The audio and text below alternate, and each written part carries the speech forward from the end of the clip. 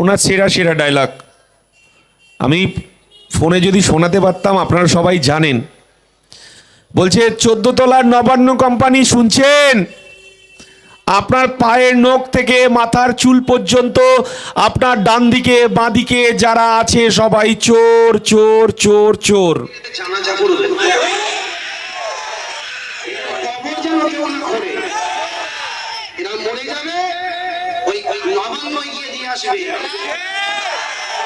যত তৃণমূলের নেতা আছে এরা যদি মরে যায় এদের জানাজা করবে না, এদের এরা মরে গেলে এদের লাশ সরকার টেনে নবান্নে ফেলে দিয়ে আসবে।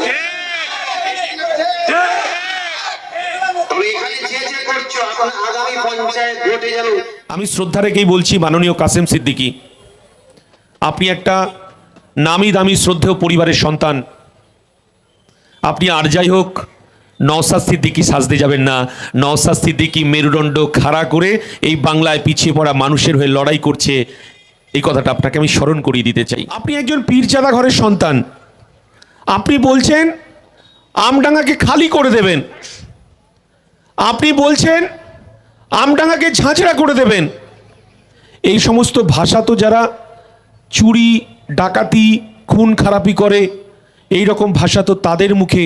আপনি একজন শ্রদ্ধা সহ বলি, আপনি তো একজন পীরজাদা ঘরের সন্তান। বাংলার মানুষ বুক বেঁধেছিল মমতা বন্দ্যোপাধ্যায়কে, কারণ উনি হিজাব পরে ইনশাআল্লাহ সুবহানাল্লাহ করেন। হয়তো মমতা বন্দ্যোপাধ্যায় এসআইআর করতে দেবেন না, কিন্তু সর্বপ্রথমে তিনি এসআইআর শুরু করার অনুমতি দিলেন। 90,000 কর্মচারীকে দিলেন। আপনার আমার করের 221 কোটি টাকা নির্বাচন কমিশনকে দিলেন। মমতা বন্দ্যোপাধ্যায় 1998 সালে লেবার রুমে যখন জন্মগ্রহণ হয় তৃণমূলে, তখন তৃণমূলে ওই লেবার রুমে উপস্থিত ছিল অটল বিহারী বাজপেয়ী, লালকৃষ্ণ আদবানি, জর্জ ফার্নান্ডেজ, রাজনাথ সিং, তারা উপস্থিত থেকে তৃণমূলের জন্ম দিয়েছিল। এ কথাটা আব্বাস সিদ্দিকী বলেনি, এ কথাটা নওশাদ সিদ্দিকী বলেনি, এ কথাটা মোহাম্মদ সেলিম বলেনি। এই রাজ্যের বিজেপি রাজ্য সভাপতি শ্রমিক ভট্টাচার্য বলছে আমাদের ভাবতে হবে যে 2011 সালের আগে বিজেপির ভোট ছিল আপনার 2%, 3%, আর মমতা 1998 সালের পর বিজেপির সংসার করেছে। বিজেপির রেলমন্ত্রী ছিল, বিজেপির কয়লা মন্ত্রী ছিল, রেল দপ্তরের চেয়ারপারসন ছিল, আর এই বাংলায় 2006 সাল পর্যন্ত বিজেপির সঙ্গে সরাসরি গাঁটছড়া বেঁধে বিধানসভায় লড়াই করেছেন। আপনি আমাদেরকে বিজেপি শেখাবেন, তৃণমূল শেখাবেন? বালির বাঁধ দিয়ে কখনো জল আটকানো যায়? তৃণমূলকে দিয়ে কখনো বিজেপিকে আটকানো যায়? বিজেপিকে একমাত্র আটকাতে পারে নওশাদ সিদ্দিকী, কারণ এই বাংলায় একজন এমএলএ বুঝিয়ে দিয়েছে যে ওয়াকফ সংশোধনী বিল সুপ্রিম কোর্টে গিয়ে কিভাবে আটকাতে হয়। রাতের ঘুম হারাম করে দিয়েছে নরেন্দ্র মোদী, রাজনাথ সিংদের। তার নাম নওশাদ সিদ্দিকী। আমাদেরকে প্রমাণ করতে হবে। সংবিধান আমাদেরকে অধিকার দিয়েছে। আমি হিন্দু পরিবারের সন্তান। আমার যদি আমার বাবা মনে করে যে আমি ঈশ্বরের নামে জমি দান করব, সেটা আমার পরিবারের ব্যাপার, আমার বাবার ব্যাপার, আমার বাবার সম্পত্তির ব্যাপার। আমার মুসলমান ঘরের আমার বাপ জেঠা কাকা চাচারা, তারা যদি আল্লাহর নামে ওয়াকফ সম্পত্তি দান করে, বিজেপি বলছে আপনাকে 5 বছরের জন্য নাকি প্র্যাকটিসিং মুসলমান হতে হবে। আপনি মুসলমান কিনা আপনাকে পরিচয় দিতে হবে। এটা আমাদের সংবিধান কেড়ে নেয়ার একটা ষড়যন্ত্র। আপনি তৃণমূল দিয়ে বিজেপিকে ঠেকাবেন, যিনি মাঝে মতো ইনশাআল্লাহ সুবহানাল্লাহ বলছেন। আমার অধিকারকে কেড়ে নিচ্ছে। আমার সংবিধান যে অধিকার দিয়েছে, সংবিধান আমাকে বেঁচে থাকার অধিকার দিয়েছে, শিক্ষার অধিকার দিয়েছে, সংবিধান আমাকে ধর্ম করার অধিকার দিয়েছে। যার যার ধর্ম সে পালন করবে, কিন্তু আমাকে প্রমাণ করতে হবে 5 বছরের মুসলমান কিনা। সার্টিফিকেট কে দেবে?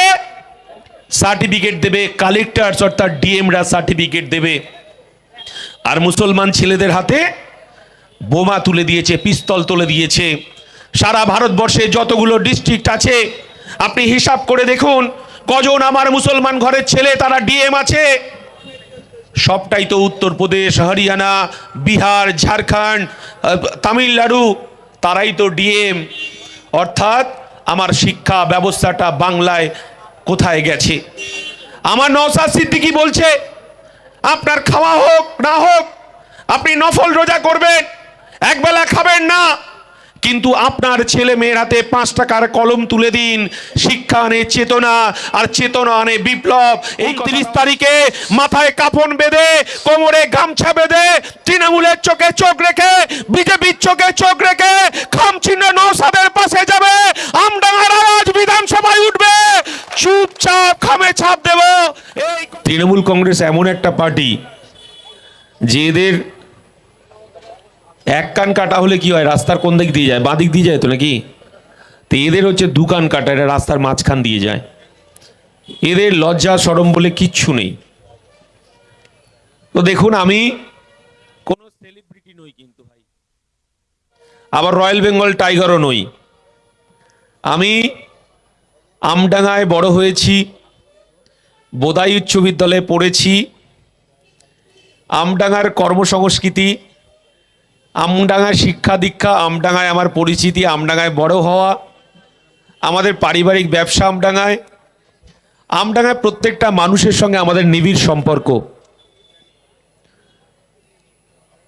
অনেকে বলছে আমিও সেলিব্রিটি, ও সেলিব্রিটি। আমি কিন্তু সেলিব্রিটি নই, আমি আপনাদের ঘরের ছেলে, কারোর দাদা, কারোর ভাই, কারোর সন্তান। আমার খুব খারাপ লাগছে, অনেকে প্রার্থী হয়েছেন। আমি শ্রদ্ধা রেখেই বলছি, মাননীয় কাসেম সিদ্দিকী, আপনি একটা নামি দামি শ্রদ্ধেয় পরিবারের সন্তান। আপনি আর যাই হোক নওশাদ সিদ্দিকী সাজতে যাবেন না। নওশাদ সিদ্দিকী মেরুদণ্ড খাড়া করে এই বাংলায় পিছিয়ে পড়া মানুষের হয়ে লড়াই করছে, এই কথাটা আপনাকে আমি স্মরণ করিয়ে দিতে চাই। আপনি না জেনে শুনে আমাদের সম্পর্কে, আমার পরিবার সম্পর্কে অনেক মন্তব্য করছেন। আপনি পীরজাদা ঘরের সন্তান, আমাদের মাথা হেঁট হয়ে যায়। আপনি উল্টোপাল্টা মন্তব্য করে নিজেকে অন্তত ছোট করবেন না, কারণ আপনার পরিবারের সম্মান অনেক ওপরে। পরিবারের সম্মান আমরা অনেকে এখনো বিশ্বাস করি, ভরসা করি, এবং আপনাদেরকে আমরা হুজুর বলে মানি। আপনি একজন পীরজাদা ঘরের সন্তান, আপনি বলছেন আমডাঙ্গাকে খালি করে দেবেন, আপনি বলছেন আমডাঙ্গাকে ঝাঁঝরা করে দেবেন।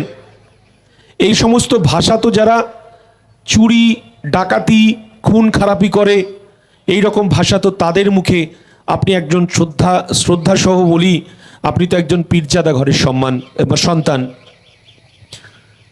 ওনার কিছুদিন আগে একটা সংবাদপত্রে দেখলাম, মিডিয়াতে দেখলাম, ইউটিউব খুললেই দেখতে পাবেন ওনার সেরা সেরা ডায়লগ।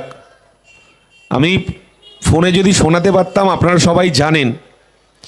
বলছে 14 তলার নবান্ন কোম্পানি শুনছেন, আপনার পায়ের নখ থেকে মাথার চুল পর্যন্ত আপনার ডান দিকে বাঁ দিকে যারা আছে সবাই চোর চোর চোর চোর। এটা আমরা বলছি না, আমরা 2011 সাল থেকে বামপন্থীরা, 2021 সাল থেকে আইএসএফরা সাধারণ মানুষকে এই কথাটাই বলতে চাইছি যে তৃণমূল কংগ্রেস গরিব, খেটে খাওয়া, শ্রমজীবী মানুষের গণতান্ত্রিক অধিকার, তাদের অর্থনৈতিক বুনিয়াদকে চুরি করেছেন। আর আমডাঙ্গা তৃণমূল কংগ্রেসের প্রার্থী শ্রদ্ধেয় কাসেম সিদ্দিকী তৃণমূলের কর্মীদেরকেও চোর চোর বলে আখ্যায়িত করছেন। এটা আইএসএফ বামপন্থীরা বলছে না। আমডাঙ্গায় ধর্মপ্রাণ মুসলমানের বাস, যারা 5 ওয়াক্ত নামাজ পড়েন। প্রত্যেকটা মানুষের তার রাজনীতি করার অধিকার আছে, প্রত্যেকটা মানুষের তার ধর্মচারণ করার অধিকার আছে। কেউ মসজিদে গিয়ে নামাজ পড়বেন, কেউ মন্দিরে ঘন্টা বাজিয়ে পুজো করবেন, কেউ আপনার ডঙ্কা বাজিয়ে হরিচাঁদ গুরুচাঁদের পুজো করবে, কেউ আবার গির্জায় গিয়ে প্রার্থনা করবে। কিন্তু আপনি একজন পীরজাদা ঘরের সন্তান হয়ে আপনি যে কথাটা বলছেন, এই বাংলার জানাজা করবেন, ওরা করে এরা মরে যাবে, ওই নবান্ন গিয়ে দিয়ে আসবে। যত তৃণমূলের নেতা আছে এরা যদি মরে যায় এদের জানাজা করবে না, এদের এরা মরে গেলে এদের লাশ সড়কে টেনে নবান্নে ফেলে দিয়ে আসবে। তবে এখানে যে যে করছো আপনার আগামী পঞ্চায়েত ভোটে যেন। শুনেছেন তো, আমি ধর্ম সম্পর্কে কোনো মন্তব্য করতে চাই না। তৃণমূলে যারা নেতা আছেন, যারা ঘাস ফুল আঁকছেন, যারা কাসেম সিদ্দিকীর নাম লিখছেন, যারা মানুষের কাছে ভোট চাইছেন কাসেম সিদ্দিকীকে ভোট দেওয়ার জন্য, বিচারটা আপনাদের কাছে আমি বামপন্থী জোটের আইএসএফের প্রার্থী হিসেবে আপনাদের কাছে রাখলাম। বিবেক আপনার, বিবেচনা আপনার। আমরা মানুষের কাছে বিচার দিয়েছি। আমাদের কাউকে ঝাঁঝরা করার ক্ষমতা নেই, আমডাঙ্গা খালি করার আর ইচ্ছা নেই। আমডাঙ্গা 2011 সালের পর থেকে অনেক রক্ত দিয়েছে, অনেক মায়ের কোল খালি হয়েছে। পঞ্চায়েত নির্বাচনে ভোট লুটকে কেন্দ্র করে বাড়ির পর বাড়ি লুট হয়েছে, হাঁস মুরগি খুলে নিয়ে গেছেন। আমাদের মায়েরা মালসাতে ধান বিজিয়ে রেখেছিল, সেই ধান তুলে নিয়ে গেছেন। চাষের জমিতে ফসল কেটে দিয়েছেন, চাষের জমির ফসল নষ্ট করেছেন, পুকুরে বীজ দিয়ে দিয়েছেন, বাজারে উঠতে দেননি, দোকান খুলতে দেননি।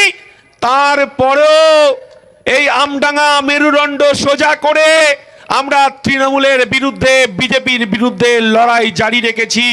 আর যদি তৃণমূলের নেতারা দেখে যান, আমরা বসতে দিতে পারিনি। একটা চটের মধ্যে শয়ে শয়ে মানুষ বসে আছে। নওশাদ কি বলতে চাইছে, মীনাক্ষী মুখার্জি কি বলতে চাইছে, মোহাম্মদ সেলিম কি বলতে চাইছে? কারণ এই আমডাঙ্গার মানুষ হিন্দু মুসলমান নির্বিশেষে, আদিবাসী দলিত নির্বিশেষে 29 বছর ধরে একজন এমএলএ, তার নাম হাসিম আব্দুল হালিমকে বিধানসভায় পাঠিয়েছিল। সেদিন আমার পেটে একবেলা খাওয়া হতো, একবেলা খাওয়া হতো না, কিন্তু রেডিওর বার্তায় আমার বাবা মা, আমার কাকা জেঠা আব্বা চাচারা শুনতো যে কমনওয়েলথে গিয়ে আমার বিধায়ক তিনি বক্তব্য রাখছেন, প্রতিনিধিত্ব করছেন। তখন গর্বে আমার বুকটা ভরে উঠতো যে আমার আমডাঙ্গার এমএলএ তিনি বিশ্ব দরবারে আমডাঙ্গাকে প্রতিষ্ঠা করেছে। তার 2011 সালে পরাজয়ের পর এই আমডাঙ্গা বোমাডাঙ্গা নামে খ্যাতি লাভ করেছে। আমডাঙ্গায় বোমার চাষ হয়। প্রতিবাদ করবেন না? আমডাঙ্গায় আমার বেকার, অল্প শিক্ষিত বেকার ছেলেরা, তারা রাত জেগে এমব্রয়ডারির কাজ করছে, তারা এমব্রয়ডারির কাজ করছে, তারা রাত জেগে দুটো পয়সা ইনকাম করার চেষ্টা করছে। 2011 সালে আমরা কি দেখেছিলাম? আমরা দেখেছিলাম কৃষির ওপর ভিত্তি করে শিল্প হবে। বেকার যুবকরা স্বপ্ন দেখেছিল যে সব হাতে কাজ চাই, সব পেটে ভাত চাই।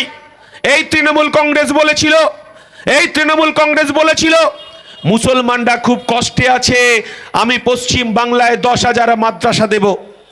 মমতা বন্দ্যোপাধ্যায় বলেছিলেন সাধনপুর মাঠে এসে, কেন আমডাঙ্গায় আলিয়া ইউনিভার্সিটি হলো না?